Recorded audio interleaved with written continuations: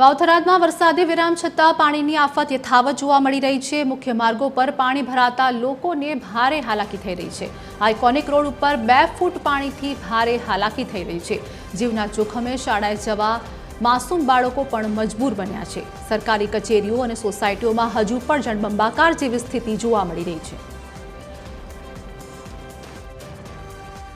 વાવથરાદની અંદર મેઘરાજે તાંડવ મચાવ્યો હતો, જેને લઈ અનેક નીચાણવાળા જે વિસ્તારો હતા અને અનેક સોસાયટીઓ ત્યાં પાણીના ગરકામમાં થઈ હતી।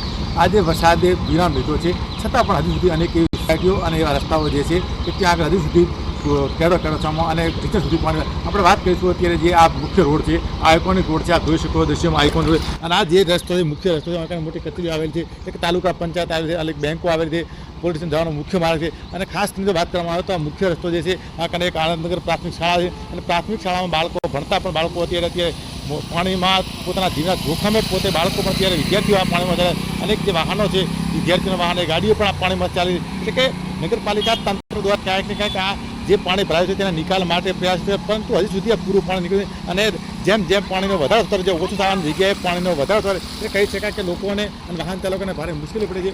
હવે જોવાનું એ છે કે આ પાણીનો નિકાલ ક્યારે થશે, ક્યારે લોકો રાહતનો દમ છે। આઝાદી રાજકોટ, TV13 વાવથરાદ।